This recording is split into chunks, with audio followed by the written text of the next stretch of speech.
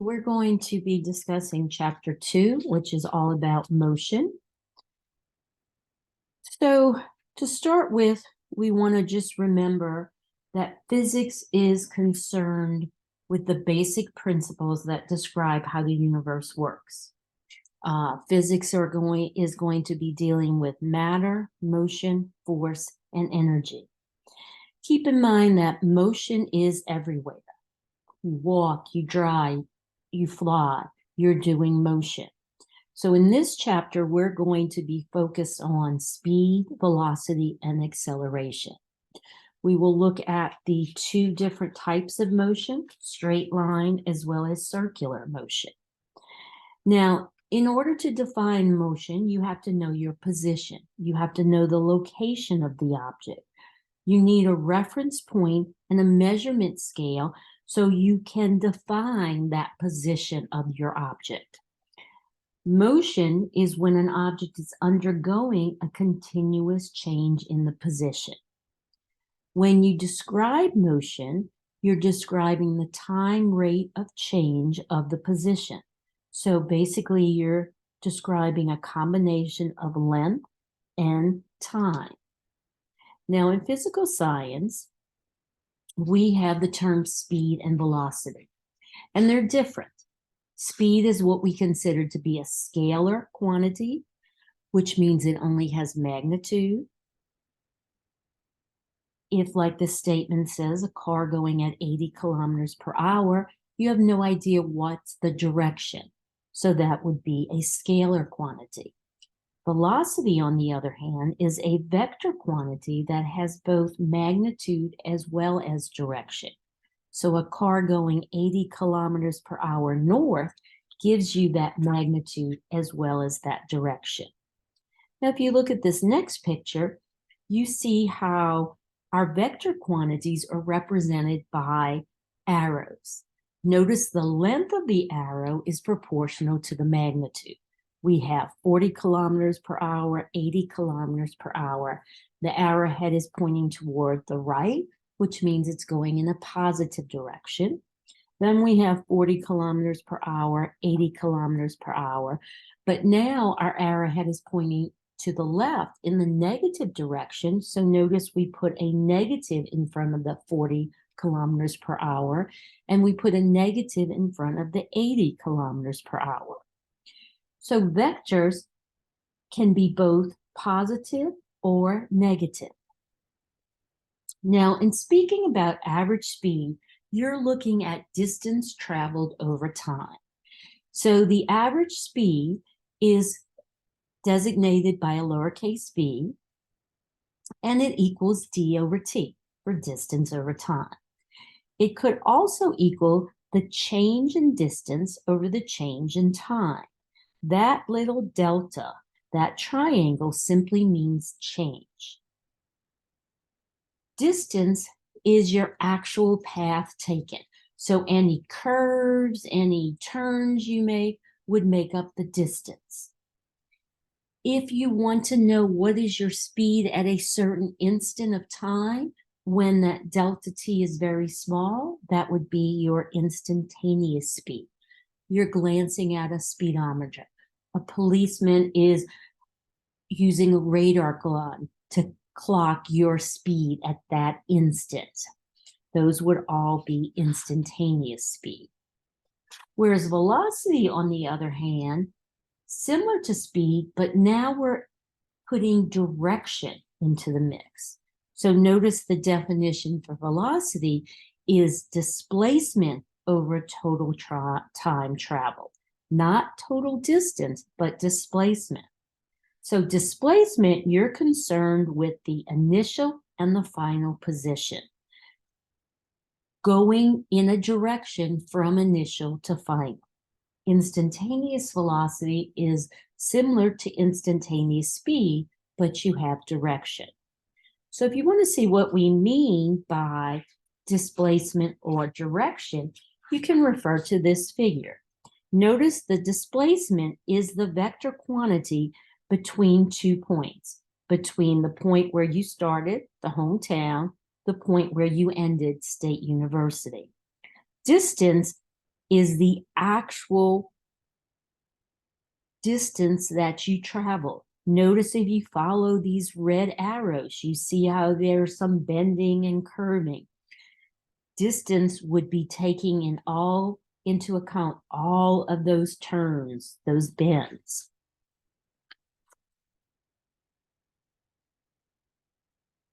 Okay, so let's look at an example problem where you're going to calculate the speed of the car above. So remember we said when we were talking about when you solve problems, you want to write down what you're given and what you're looking to solve for. So I've given you a little head start in that I've written down what you're given. The distance is 80 meters. The time is 4 seconds. And you're looking for the speed of the car. So you're looking to find out what V equals. So we know that V is going to equal our distance over our time, which we have our distance to be 80 meters, and our time is 4 seconds. So that is going to give us a speed of 20 meters per second. Okay. Now, if we wanted to look at our velocity, we would say 20 meters per second, and we would say east, because notice our arrowheads are pointing toward the east. Now, in this next example, you want to know how far would the car travel in 10 seconds. Well, we know that from our previous example that we have our velocity equal to 20 meters per second, okay? We want to find how far, so we don't know what our distance is, and we're given our time to be 10 seconds. So our basic equation is velocity is distance over time. And you're looking for distance, so you're going to rearrange this equation by multiplying both sides by t. Your t's will cancel. So d is going to equal t times v. So we have 10 seconds multiplied by 20 meters per second will equal d. And when we punch that into our calculator, our seconds are going to cancel. The only units we're left with are meters, which are a distance measurement. And our answer will be 200 meters. So another example, we're looking for how long does it take sunlight to reach the earth. So I've given you the speed of light. I've given you the distance to the earth. And I'm asking you for how long. So basically, you're looking for t. So our basic equation is V equals distance over time. And now I want to solve for t. So I'm going to multiply both sides by t. My t's are going to cancel. And then I'm going to divide both sides by v. My v's will cancel. So t is going to equal d over v. So my t is going to equal my distance, which I have 1.50 times 10 to the 8 kilometers. And I'm dividing that by my v, which is 3.00 times 10 to the 8 meters per second. So my answer should be in seconds, but you should notice something. Kilometers and meters are not going to cancel. So therefore, I am not going to get units of seconds. So what I need to do is I need to convert my distance to the earth into meters. So in order to do that, so I need to convert, like I said, my distance into meters. So to do that, I take my 1.50 times 10 to the 8th kilometers. I look up on my conversion sheet and I see that I have 1,000 meters in 1 kilometer. So therefore, I'm going to get 1.50 times 10 to the 11th meters. So now I can come down here because this is wrong. I can say that T is going to be 1.50 times 10 to the 11th meters divided by 3.00 times 10 to the 8 meters per second. So now you should see that my meters cancel. The only units I'm left with are seconds, which are units of time. And when you plug this in your calculator, you should get 5.00 times 10 to the second seconds.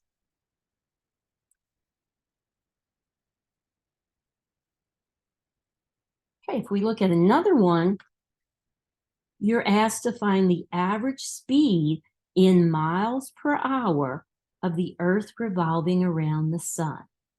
So miles per hour, okay, well, you're given a time in terms of days. So we need to convert that to hours. So we know our conversion factor, and we know that we have 24 hours in one day. So my days cancel. Plug it in my calculator, and I get 8,760 hours.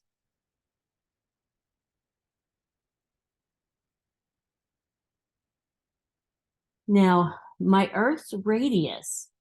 Now, the Earth is a sphere. So whenever I take that circle, that spherical shape, I'm dealing with a circumference. So my circumference is 2 pi r. That's going to be my distance. So in order to find my distance, I have to take 2 times pi times my radius I'm given as 9.3 times 10 to the 7 miles.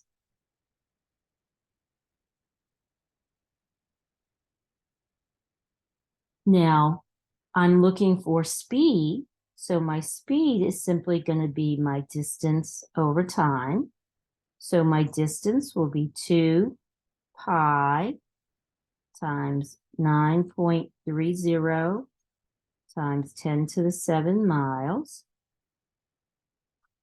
And I converted my time to be 8,760 hours. And that's what my problem asked me to do in miles per hour. So my answer is going to be 6.67 times 10 to the 4th miles per hour.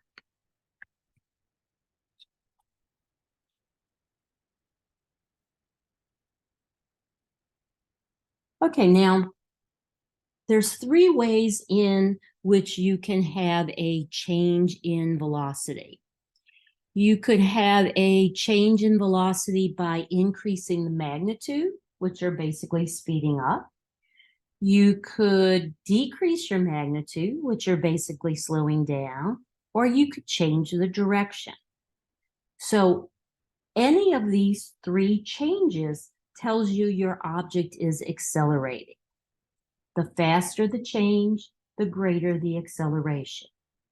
Acceleration is simply the time rate of change of velocity. It's a measure of the change in velocity during a given time period. So acceleration is change in velocity over time for the change to occur. We use a lowercase a for acceleration. So acceleration is delta V over delta T, which that delta, remember, means final minus initial.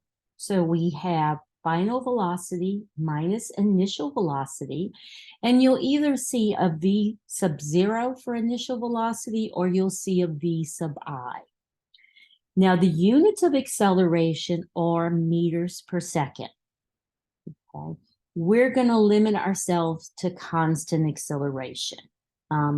Take a physics class, you don't limit yourself to constant acceleration.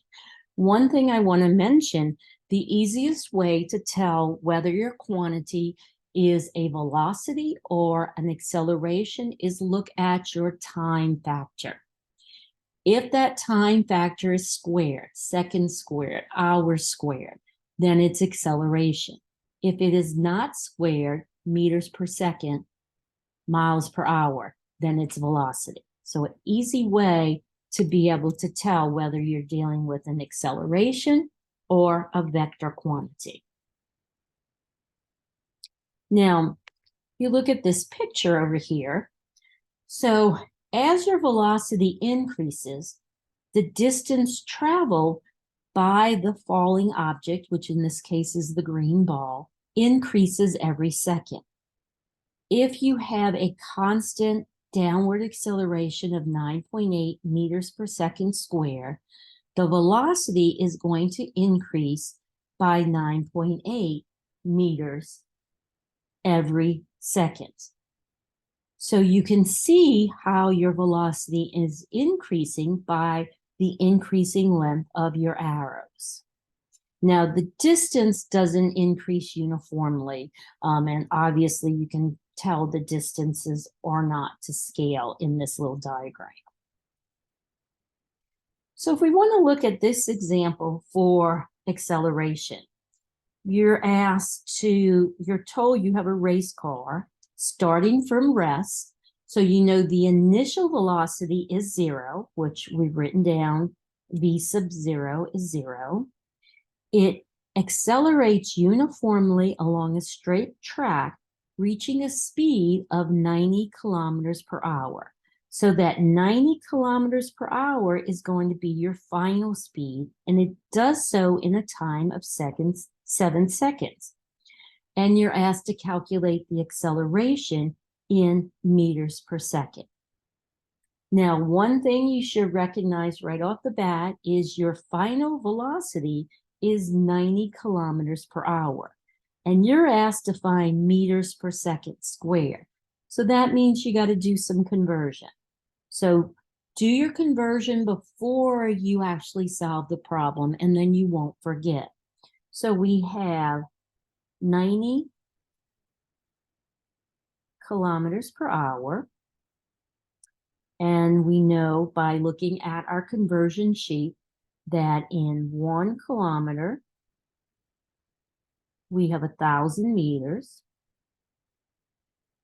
So my kilometers cancel. Now I have to deal with my time. So I know in 1 hour, I have 60 minutes. And I know that in 1 minute, I have 60 seconds. So my hours cancel, my minutes cancel, and the units I'm left with are meters per second. So if I punch that in my calculator, remember you want to do the top, the numerator, and then solve the denominator. You can do it all in one string in your calculator, or if you're not confident, you can do the numerator, write the answer, do the denominator, write the answer, and then solve it together. So you punch it in, you should get 25 meters per second. So now we want to find acceleration. So we know acceleration is the change in velocity over the change in time. So change in velocity is VF minus V0, and the time interval is not changing, so we can just keep it as delta T. So we're going to have our final, which we just calculated by converting, is 25 meters per second. Our initial is 0. and we're dividing that by 7 seconds. So we punch that in and we get a total of 3.57 meters per second squared as our answer.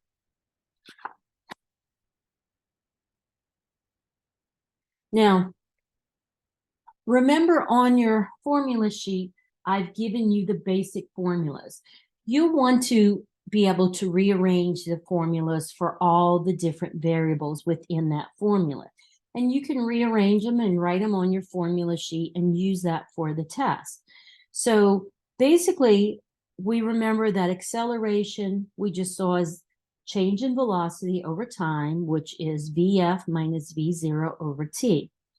Well, suppose you are asked to solve for final velocity and you have to rearrange it. Well, first step would be, as you can see in this step right here, we've multiplied T by both sides, and that would give us AT equals VF minus V0. And then we want VF by itself, so we need to add V0 to both sides, which would give us this equation for final velocity. Okay, so let's look at this sample problem. We have a car starting from rest. So if I start from rest, my V0 is 0. It has an acceleration of 3.5 meters per second squared for 10 seconds. So we now know acceleration, we know time. You're asked what will be the magnitude of the velocity in meters per second at the end of the time. So you are asked to find your VF.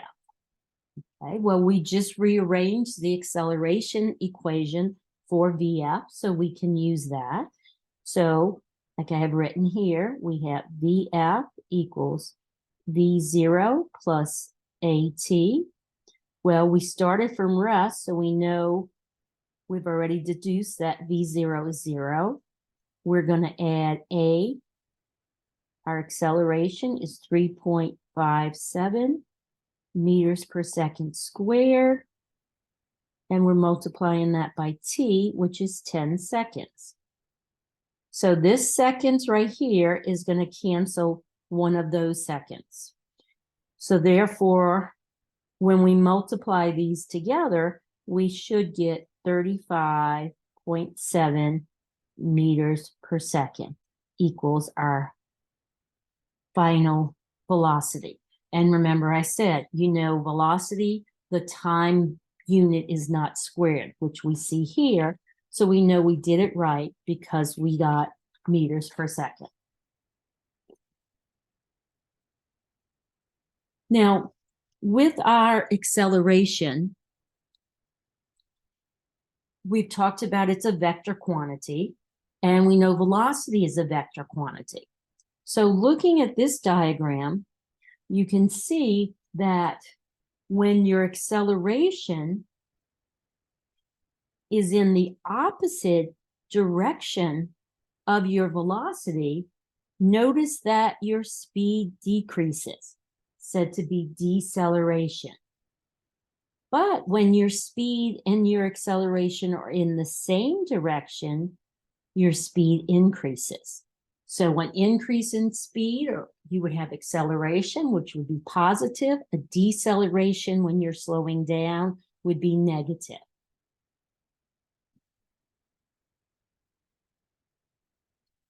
Now, constant acceleration due to gravity is a constant. Name implies it is 9.8 meters per second squared. You will see a list of constants on the right side of your conversion sheet.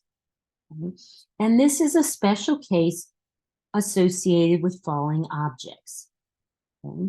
So notice your vector is pointing down, it's pointing toward the center of the earth, and G is 9.8 meters per second squared. So we've already said our velocity is increasing by that 9.8. We know we're increasing because of the length of the arrows are getting longer. as our ball is dropping downward. If we wanted to plot this, notice we have velocity versus time, and notice we have a nice linear plot. So as our velocity is increasing, it's increasing in a linear sense. Now, sometimes we have frictional effects. Air resistance is a frictional effect.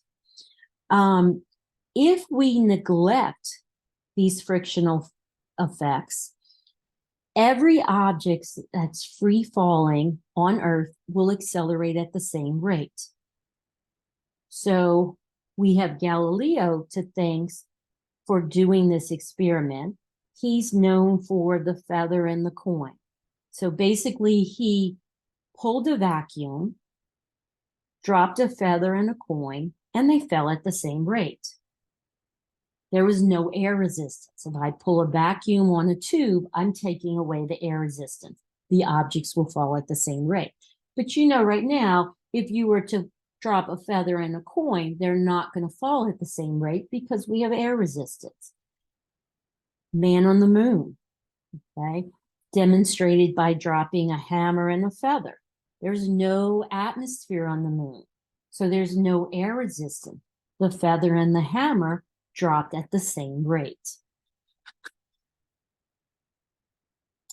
And Galileo actually used the Leaning Tower of Pisa as his experimental site.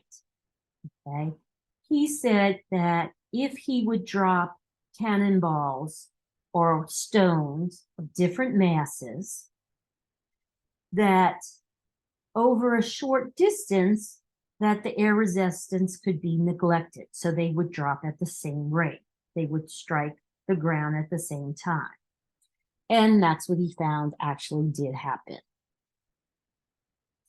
Now, if you're curious to know what about the distance a dropped object will travel, you would want to use this equation where d equals 1/2 gt squared.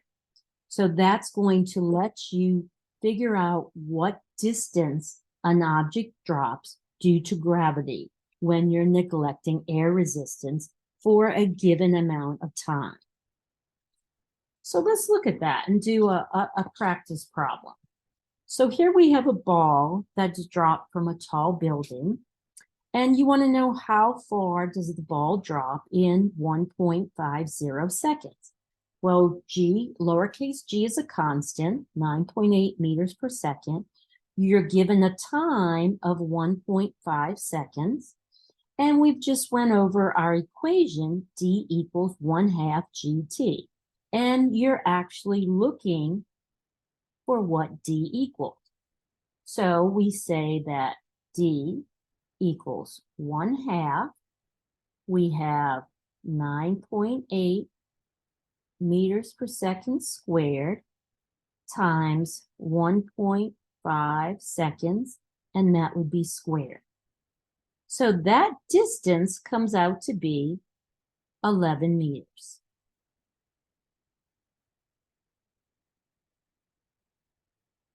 Now, if we take that example we just went over, and now we want to know what's the speed of the ball in that example, 1.5 seconds after it's dropped. Well, we know what our acceleration is 9.8. We know that our time is 1.5. We know initially it wasn't moving, so it had to be 0.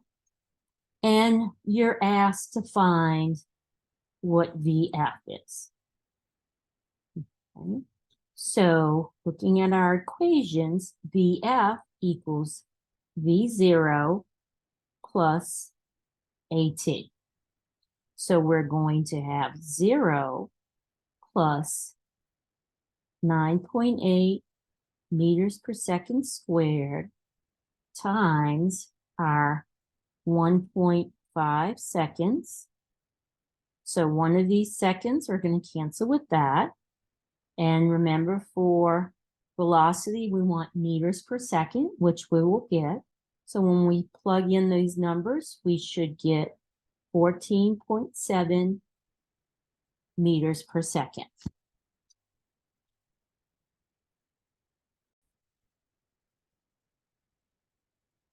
Now, we said our acceleration due to gravity is 9.8 meters per second squared. So notice that our distance is proportional to t squared. So distance, if I were to put a 1 under there and I'd put a 1 under here, they're on the same level. They're both in the numerator. So that means they're directly proportional. So if I increase one, I increase the other. Okay. Velocity is proportional to t, because here again, if I put a 1 under here and 1 under here, they're both in the numerator. So I increase one, I would increase the other. Now, if you plot them, we see that velocity is proportional to time, which that's our red line on our graph. And distance is proportional to time squared. That's our blue. So notice the distance takes the form of a parabola because it's proportional to the time being squared. Now, acceleration occurs both in the positive and the negative direction. So in the up direction, you can see here in this picture, notice the length of the arrows becomes shorter. And that's because right at the top, you're going to have a momentary stop where velocity is going to be 0. And then notice your ball starts to go down and the arrows are going to increase. The ball will return to the starting point with the same speed it had initially. So V initial is going to equal V final. Now, what about circular motion? Okay, so an object in uniform circular motion has a constant speed, but it's constantly changing direction. Therefore, your velocity is constantly changing. Okay, because remember, velocity is a vector. So one can change. So since I'm changing direction, I'm going to have acceleration. Okay. What's the direction of the acceleration? It's always going to be at right angles to the velocity, and it's always going to point toward the center of your circle. So centripetal acceleration means center seeking. Okay? That is the acceleration that's pointing inward. So you can see this racetrack. The friction is going to be supplied by the tires of the car. The cars are going to remain in the circular path as long as there's enough centripetal acceleration. And notice you see the centripetal acceleration is all pointing toward the center of your circle, hence center seeking. To calculate centripetal acceleration, we take A equals V squared over R. Notice we put a sub C by the A to let us know it's centripetal acceleration. V is our velocity and R is the radius. So you can see that centripetal acceleration increases with the square of the speed, and it decreases as your radius decreases. The centripetal acceleration is going to increase because they're inversely proportional. Because centripetal acceleration is in the numerator, radius is in the denominator. So let's do a couple problems. So in this one, you're asked to determine the magnitude of the centripetal acceleration. So we're looking for AC of a car going 12 meters per second. So we know that's our velocity on a track with a radius of 50 meters. So our formula is A sub C equals V squared over R. So A sub C is going to be 12 meters per second, that is squared, divided by R, which is 50 meters. And that is going to give us 2.9 meters per second squared.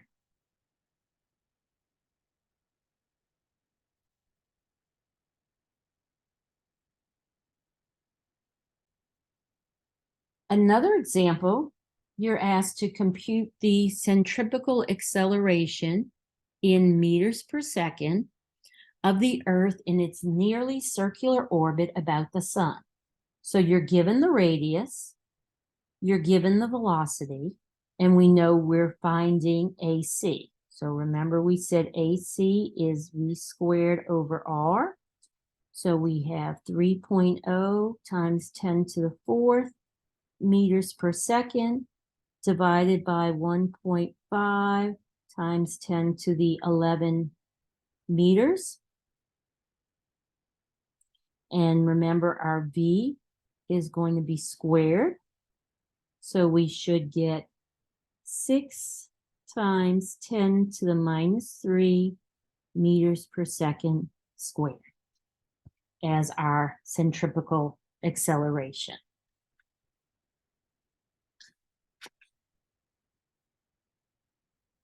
Now, in terms of projectile motion, when you throw something horizontally, you're combining straight line motion and vertical motion. Each of them are independent of the other. So if I take away air resistance, a horizontally projected object is going to travel in a horizontal direction, having a constant velocity, while it's falling vertically due to gravity. A horizontally thrown object is going to fall at the same rate as one that's dropped vertically. The velocity in your horizontal direction doesn't affect the velocity and the acceleration in the vertical direction. So you can see if I take a ball and I throw one horizontally and another is dropped at the same time from the same height, both of them are going to hit the ground at the same time. What you're doing is you're combining the horizontal, vertical component. So we have our vertical component in the center. We have our horizontal component in the right. We add those two together and we get this parabola motion, this curved path.